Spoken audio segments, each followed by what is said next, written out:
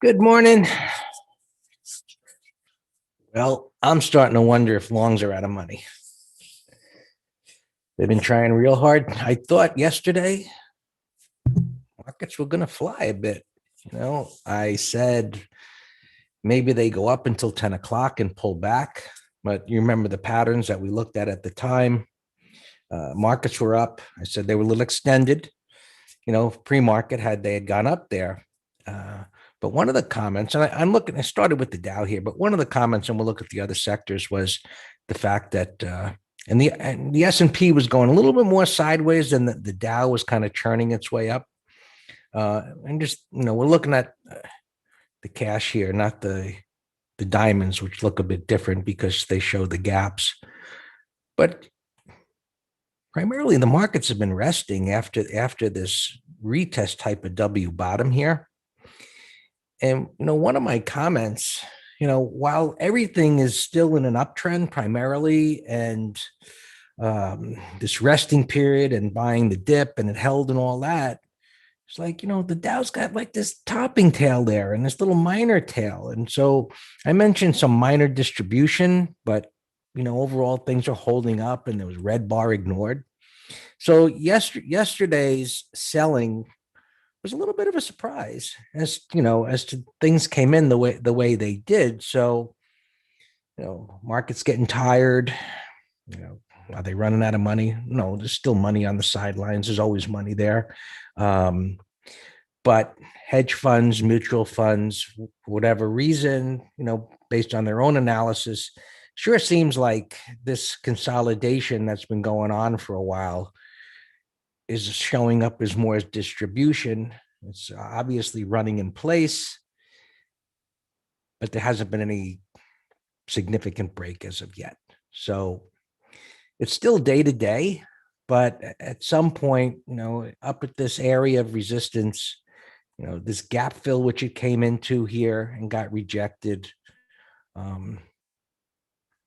something's got to give, right? Sooner or later, or, the markets are just, they can't run in place forever. So, all right, let's clean up the scribbles there and move on. It was heavy. Going to go far. Well, McGraw, I hear what you're saying. McGraw's mentioning to me, and I see if you go out and look at the monthlies, and the gamma terminology, it is what it is, what people say, but honestly, for me, it just don't sit right with me. The reason being, yeah, it's a catchy word and all that, but what we're really looking at is the big open interest there. And if you go out and look at the monthlies versus the weeklies, now the weekly at 4,200, and just going to SPX here, is huge comparatively. And, the weeklies is relatively high, right at 4,200. So it's an inflection point for the S&Ps. It's into this area of resistance. It got rejected yesterday. It closed close to the lows, but you can see the congestion here. So while sellers took control, they didn't,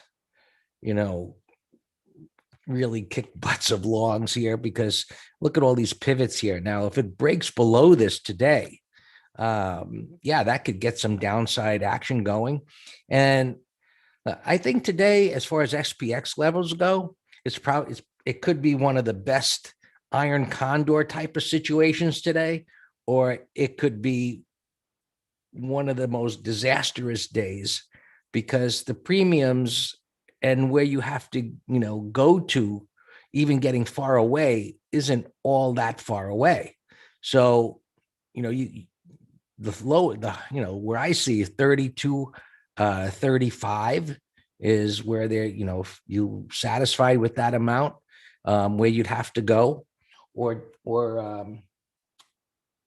down to like 41.70, 75, which isn't that far away. So your lines of defense you have here, but based on that reversal, I think that's doable today if sellers do show up, with some authority, some meaning, and buyers step away. And because of the support here, could it go back up there? Sure. But maybe it just continues to get stuck in this area here for a few more days until one side or the other throws in the towel. I'm not so sure about today being, maybe it's just maybe a better day to just pass on SPX, but it's your personal choice. All right, let's look at the futures. So there's the rejection. It's holding up here. There's the support that, we looked at yesterday. And I said, it came down hard and just held there all day long. And now it's popping back up again.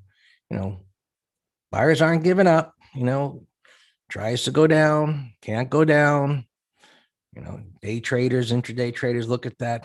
It's not going down. Well, let's give it a shot on the long side. Maybe it'll go up. There's a void. And one of the MTS concepts is that while wide range bars, big bars like that are power bars, they are the weakest link in the chart. How can a power bar be the weakest link in the chart? Because it creates a price void. And then when it goes sideways over time and prices move away from that, and then it clears the pivot highs, what are shorts going to do? These pictures, which as they are, right? We look at pictures. Well, like we're still kids looking at coloring books, right? With dots on them, we connect the dots. That was in a book that I read many years ago that kind of like, wow, that guy's got a point. He's all about fundamentals, but it was interesting what he said. It's kind of funny, but it was a commodity fundamental trader. Anyway, I think the name of the book was Winner Take All. You might want to look it up. It was pretty good book. Anyway, so here's the price void. And so there's nothing to stop it from going up now. But at what point do the sellers maybe show up again? But look, it went down hard. It couldn't go lower. So it comes back up again. So as I said, with SPX, maybe it's a great iron condor day. Maybe this thing's just going to continue to flip-flop around as one side or the other really gives it up or not. YM, you can see there's a little rejection there yesterday, but one of the things that I do when things get whippy like that, I don't put it on a line chart, but you can visualize where the closes are and just look at the closing prices. This is the beginning of the day, but it's not moving. So, here's the wide bar yesterday. And you know how we look at wide bars, does it stay in the upper 50%, the opens and closes? And this certainly is. So while it got whippy yesterday, it's the same move down and rounding kind of a bottom, we're starting to move up. Maybe it can move back up here again. And NASDAQ, same type of rejection, but inside bar going nowhere, just messy kind of price action, which communicates uncertainty. Markets, traders, funds, they're waiting for something. Infrastructure bill, new liquidity, fill the crack pipe. They need something here to make their commitment continue to what it has been, and buying the dip or throwing in the towel for whatever reason that might happen. Markets have corrections, and our internals are saying we're like real close, which we'll take a look at. Russell bringing up the rear, coming up into the area where they've been rejected from. It could go all the way up to the pivot high, because that's where it was rejected. And well, you could see here, I don't know if I can scroll this back on the hourly chart, or we could go.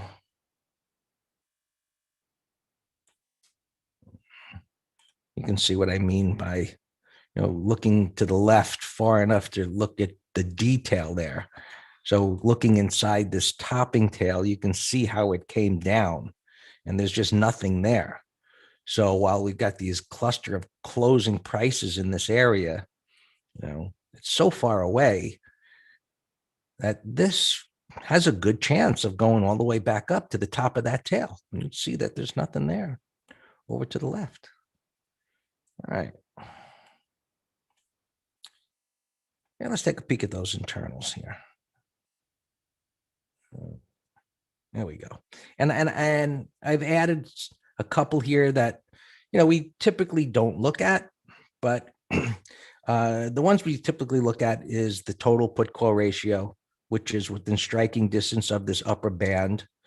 Breadth has actually pushed up to an extreme level. This is a long-term breadth internal. It moves slow. That's why it's long-term. It's almost touching its bearish level. This is the equity put call ratio, which is already into its upper band.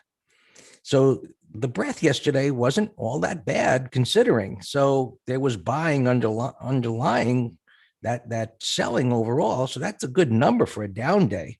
And you can see, more option call buyers, even in a down market, which communicates a bit of complacency. We don't have this all lined up just yet, but it's close enough to be thinking, you know what, longs, breakout failures, something we call accidents start to happen. So something to keep in mind. What number for RT Russell? Are those internal specific to S&P 500? Well, a total put call ratio encompasses equities and indices. Equity put call ratio is related just to equities. What equities? I have no idea. The number comes from the CBOE. Breadth is, advancers and decliners. So no, it's not specific to the S&P 500 thing. Much more broad based, but if we have some time in a lunchtime period or something, I can show you stuff that's more specific to that. I don't know that it really adds any more, to the analysis.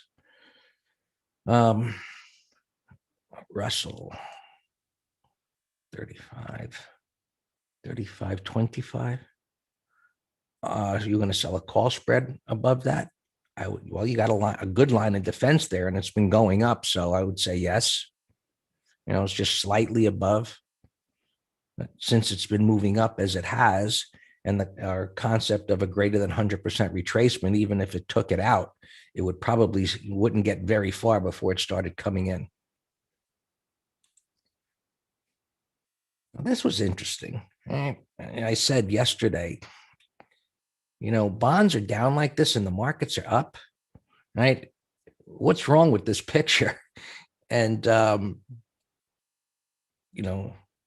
and what was wrong was, the markets were ignoring it at the moment, and they haven't in the past, and then they gave it up right away. So it was a little bit of a bear trap in a sense. Right? There's the 10-year, and there's the yields there. And oil, right? It's gotten above that $68 level. I guess $70 and maybe higher, but don't worry, there's no inflation. Right? Price at the pump certainly could go up. I used to be in that business many years ago, and it was amazing how fast the oil companies raise the price of the gasoline as the price of oil starts to go up. But when it drops, no. Well, I guess that's business, but, you kind of would hope that things would be a little fairer. So, you can see the price, oil jump like that a couple of days, and the delivery at your local gas station, they'll be paying a few cents more. When it goes down, it doesn't happen the other way. Yeah. Well, because John, they all do it at the same time because they all get the same price increase at the same time. Now, the guy that sells a lot of gas, he's getting a truckload every day or every 2 days. So his price jumps immediately. The guy that doesn't sell too much, his tanks could be full for a week. That business, you work on pennies. And if you're not selling a lot of gallons, you're probably not going to be in business for a long time. Right. Gold is kind of churning its way now. Silver, right, stalling as well. And we always look at the transports. Um, Gap reversal. Oliver, is the Russell rebalancing the reason the current price action in the markets? Oliver, that could be. Um, over the years, I've learned to keep it simple, stupid, and just look at the chart, and it's going up right now. The reason why, maybe that is the reason, but there are so many reasons why markets move, and I'm never going to know them all. So I try not to strain the thinking too much and just follow the trend. All yours, Dan.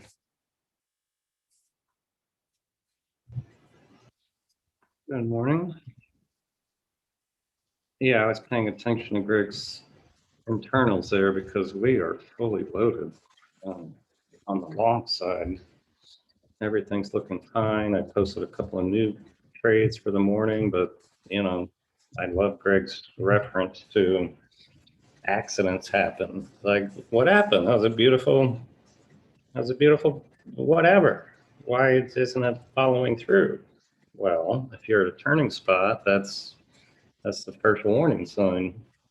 So we got to be a little careful here. I mean, we always are, but you know what I mean.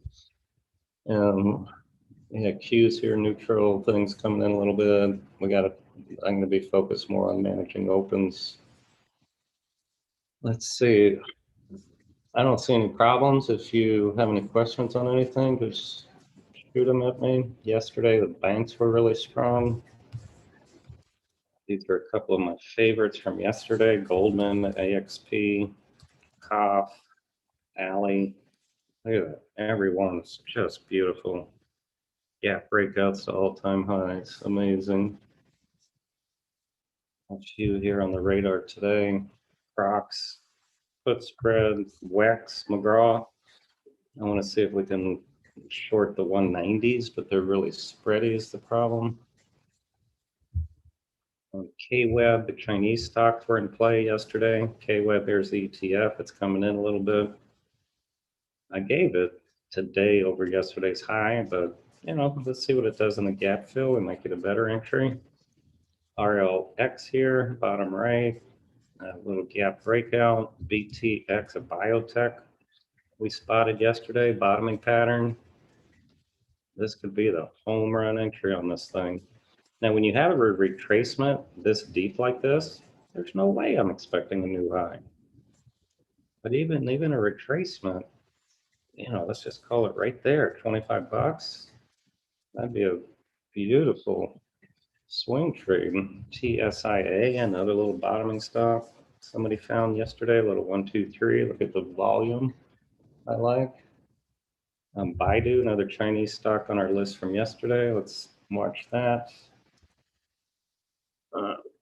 What else? STX, our list from yesterday. I like yesterday's high. Zoom had earnings. It's doing nothing here, but maybe 30-minute high. If it can take out yesterday's high, could be a put spread. The premiums should still stay jacked for a little bit. Thomas QD AI. Yeah, beautiful. When we trade bottoming patterns, this is a good one. It took 2 months to bottom. I had a retest, 20 MA flatten out, and that's a bullish close. Now, yes, there's resistance right there, but this whole pattern suggests he'll go through it and then go up to the next level. Where's the next level? I don't know. A little unfilled gap right there. But 50 cents on a $2.25 stock would be a nice return. So yeah, Thomas, I like that one over yesterday's high. AI. That'd be more of a put spread. I do like the volume and I do like the close. I wouldn't touch this one as a directional. because of all this resistance, unless you gave me a 1, 2, 3, 1, 2, 3, 4. Let it prove to me that it can hold the upper third of that. Now, bib, you're saying approval coming up. I saw J&J in the Journal today, why they were weak yesterday. The US Supreme Court refused to hear a case where, I don't know, a multi-billion-dollar judgment against them.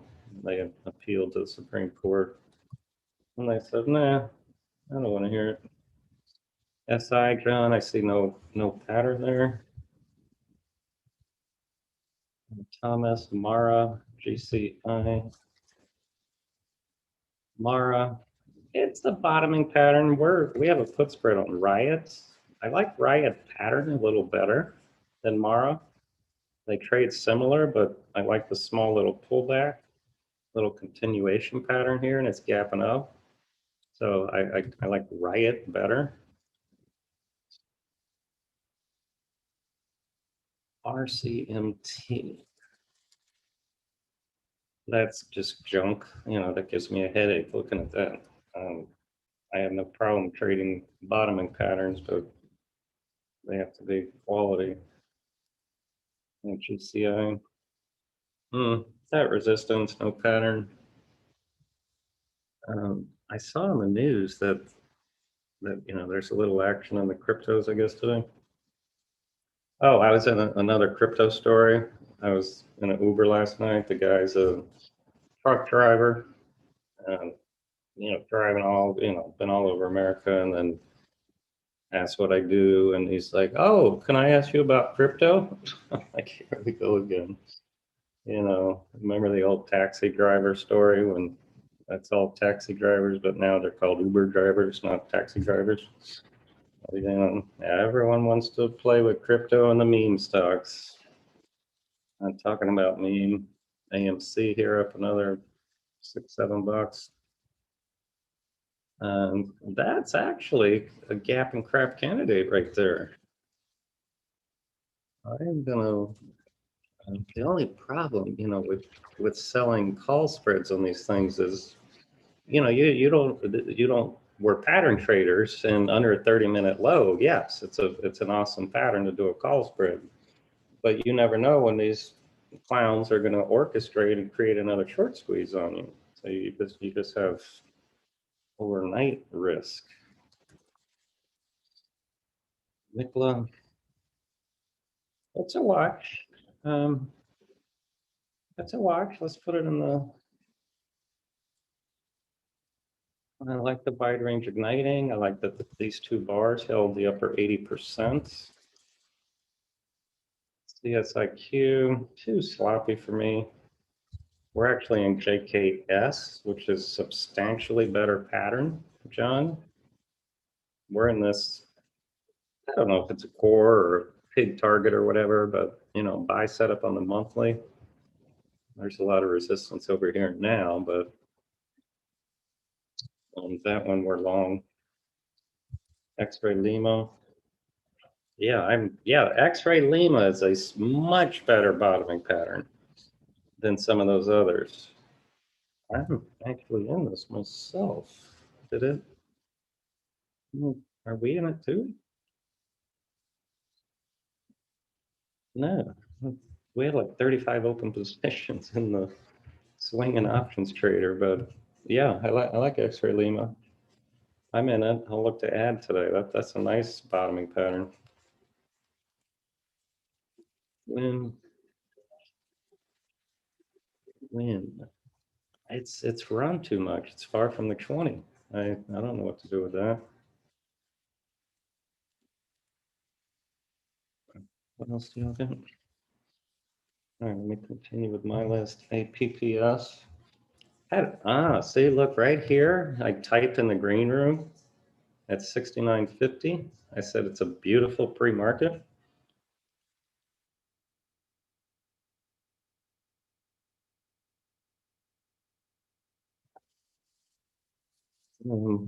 See if it sets up as a day trade.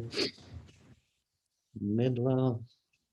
gapping over these highs. Let's watch 30-minute high. HPE earnings gapping down. 30-minute low could be a short. Amba gapping up 104 and change. Possible put spread. We'll watch. Which bottoming pattern is better? Well, I mean, JKS it's already run. It's not a bottoming pattern anymore. If you're X-ray Lima versus BTX, yeah, they're different, but they're different, and that's what all patterns come in different flavors, but they're both bottoming patterns, yes. This one's still the 20 MA is still violently down because of this momentum move. But I like those two. JKS is not a bottoming pattern anymore. XCL, XPEL. I don't see any pattern there, Jake, for me. Mr. Williams, Neo, and OIS. Neo, it momentum's up. He's asking me, does Neo have more room to the upside? The answer is, I don't know. I would just be in trail mode. But let me talk realities. It's up 1, 2, 3, 4, 5, 6 bars at resistance, with this range being the widest one in 6 bars on increasing volume. So it's still a bullish 15, but what we teach, would we be entering here? Absolutely not. We'd be in trail mode. OIS, that's a sloppy bottoming pattern, that crazy boom. OESX gapping down on earnings. No pattern. I'm just going to delete you. SMG earnings. Now, yesterday I did shock patterns for the traders, Festival of Traders thing. This is a very bearish close, which suggests under yesterday's low, it just suggests going to the 200. That's just a logical spot over here. Look to the left. But you got to ask yourself, it's gapping up now on earnings, right? So what would make this a shock pattern? Answer, if it trades over yesterday's high. And thanks, Joe. And it doesn't have a fantastic price void, but it looks like it could go to 2.25. But it would also be a good put spread under yesterday's low, but I wouldn't touch it unless it took out yesterday's high.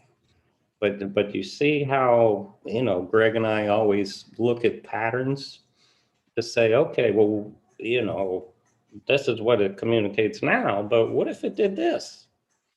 Then you set an alarm and see if it goes off, and you can get new trade setups that way from shock patterns. Janet, let's come back to it. It rallied to resistance right there, but it is a bottoming pattern on the weekly. It's crying. I don't know if it's ready yet. MGA, I had an alarm going off, up alarm. We entered this 1, 2, 3. Let's go ahead and sell a third and move stop 30-minute low.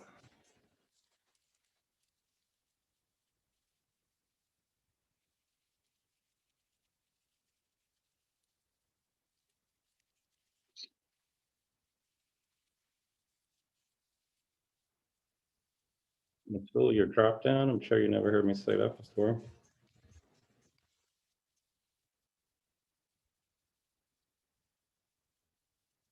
I actually did see the MGA gap pre-market, but it didn't have good prints, so I didn't, pay as much attention to it.